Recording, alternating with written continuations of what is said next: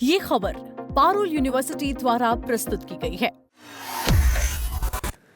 कश्मीर की जनता की खूब कमाई हो रही है। कश्मीरी शॉल, सूट, फिरन और अन्य गर्म कपड़ों की बिक्री से यात्रा के दौरान अच्छी उनकी कमाई हो रही है। लोगों को पूरी उम्मीद है कि 2 माह में वह इतना अवश्य कमा ले लेंगे कि अगले 3-4 माह तक परिवार का भरण पोषण अच्छे से कर सकें। छोटे दुकानदार, कारीगर, फेरी वाले, भगवान शिव की मूर्ति से लेकर कश्मीरी बल्ले बेचने वाले कश्मीरी व्यापारियों व कारीगरों के लिए यह यात्रा वरदान से कम नहीं है।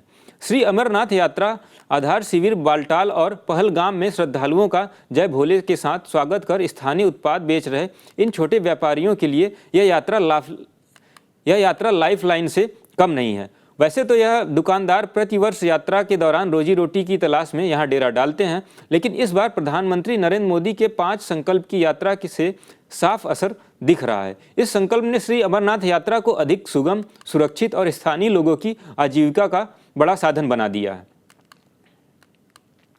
प्रधानमंत्री नरेंद्र मोदी ने श्री अमरनाथ यात्रा शुरू होने पर एक पत्र लिखकर यात्रा पर आने वाले श्रद्धालुओं को 5 संकल्प लेने को कहा था।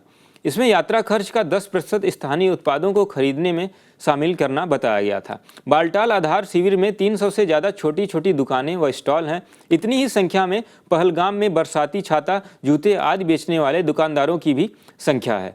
बालटाल में कश्मीरी शॉल बेचने वाले अब्दुल मजीद ने कहा कि यह अच्छी बात है कि प्रधानमंत्री को हम छोटे दुकानदारों की भी चिंता है। प्रधानमंत्री की देशवासियों से अपील का असर दिख रहा है और श्रद्धालु हमसे लगातार सामान भी खरीद रहे हैं। दुकानदार ही नहीं, यात्रा मार्ग पर घोड़ा पालकी का काम करने वाले पूरे प्रदेश में यहाँ आते हैं। राजौरी से अपने एक साथी के साथ आए घोड़ा वाले फारूक ने कहा कि साल भर में दिहाड़ी लगाकर गुजर बसर करते हैं। हमारे कुछ रिश्तेदारों के डेरे यानी खाना बदोश पुलवामा जिले के त्राल में ऊंचे पहाड़ों पर मवेशियों के साथ रहते हैं। हम यात्रा के 1 महीना पहले ही त्राल में आ जाते हैं और फिर वहां घोड़े लेकर मीलों पैदल चल बालटाल पहुंचते हैं। 2 माह यहीं रहकर श्रद्धालुओं को ले आते हैं और कमाई हमारी होती रहती है।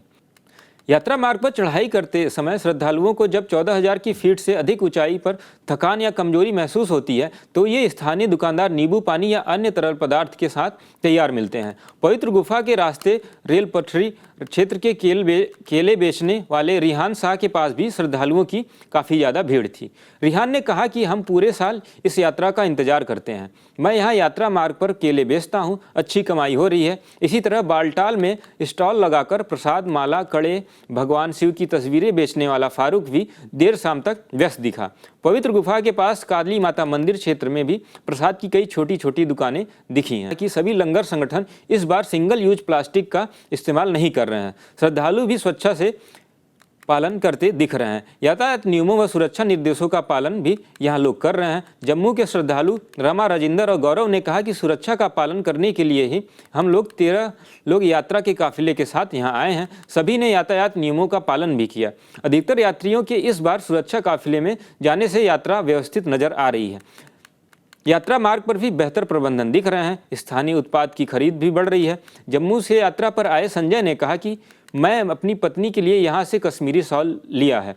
सभी को स्थानीय लोगों से सामान खरीदना चाहिए। यात्रा के समापन पर भाई या बहन इस यहाँ पे पौधे भी लगा रहे हैं। हरियाणा के गौतम ने कहा कि प्रधानमंत्री के संकल्प में जरूर पालन करूंगा और अपनी बहन को पौधा देकर एक पेड़ माँ के नाम अभियान को आगे भी बढ़ाऊंगा। राष्ट्र प्रथम की भावना के साथ भी लोग यहाँ आ रहे हैं। महाराष्ट्र के एक ग्रुप ने आई यहाँ नंदिनी ने कहा कि हम साल में अपने कर्तव्यों का पालन कर राष्ट्र निर्माण पर योगदान भी दे रहे हैं।